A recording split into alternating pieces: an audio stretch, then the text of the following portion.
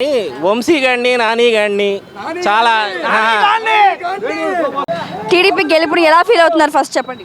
చాలా ఆనందంగా ఫీల్ అవుతున్నాం. మేము కూడా అసలు ఊహించలేదు. జగన్కి అవ్వాల్సిందే, కానీ ఎప్పుడు అవ్వాల్సింది ఇప్పుడు అయింది. బాగా అయింది.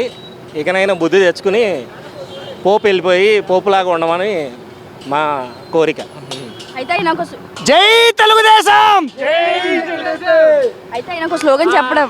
జగన్కి ఏం స్లోగన్ లేదు, కానీ వంశీ గారిని నాని గారిని చాలా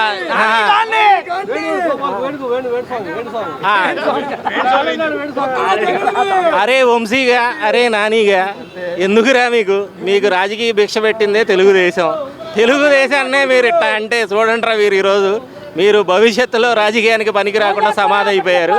కంగ్రాచులేషన్స్. ఇంట్లో రెస్ట్ తీసుకోండి. సో ఆయనకు స్లోగన్ చెప్పడం జరిగింది, సైకిల్ బయట ఉండాలి, తాగేసిన గ్లాస్ సింక్ లో ఉండాలి అనేసి, ఫ్యాన్ మాత్రమే ఇంట్లో ఉండాలని చెప్పారు. సో దాని గురించి మీరు ఏమంటారు? అంటే ఇప్పుడు ఫ్యాన్స్ ఎవరు పెద్ద పట్టించుకోవటం లేదు, అందరూ ఏసీస్ ఇష్టపడుతున్నారు. So cycle good for health, fan వద్దులేండి. అందుకే అనుకున్న మెజారిటీ కంటే ఎక్కువ అత్యధికంగా వచ్చింది. దాని గురించి అసలు జగన్ గారు కూడా ఎక్స్పెక్ట్ చేయని మెజారిటీ వచ్చింది అంతే. థ్యాంక్ యూ అండి, thank you so much.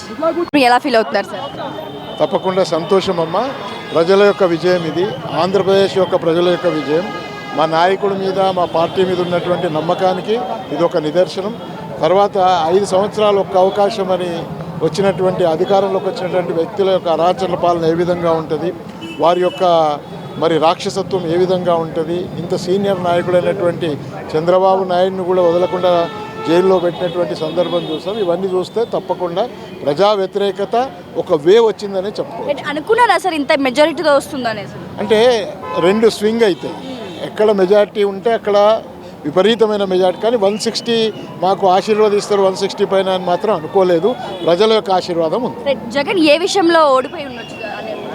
Jagan తన వ్యతిరేక విధానాల వల్ల, కక్ష సాధింపు చర్యల వల్ల, అధికారం ఉంటే నేను ఏదైనా చేయొచ్చు అనే ఆలోచన వల్ల, ప్రజా జీవితంలో ప్రజలే దేవుళ్ళు, ప్రజలే పాలకులు, వాళ్ళని దృష్టిలో పెట్టుకొని ధర్మపాలన చేసినప్పుడు 2 రోజులు వెనక ముందైనా మళ్ళీ ధర్మం గెలుస్తుంది.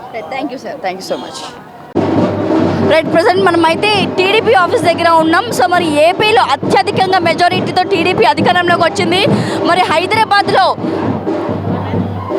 మరి హైదరాబాద్లో అదేవిధంగా మరి చూసినట్లయితే మన బ్యాక్ సైడ్ టీడీపీ శ్రేణులంతా ఉత్సాహం చేసుకుంటున్నారు. సో మరి అనుకోని రీతిగా అత్యధికంగా మెజారిటీ రావడం చాలా గమనార్హం అసలు. సో ఎంత హ్యాపీగా వాళ్ళు సెలబ్రేషన్ చేసుకుంటారో మనం చూసేవచ్చు.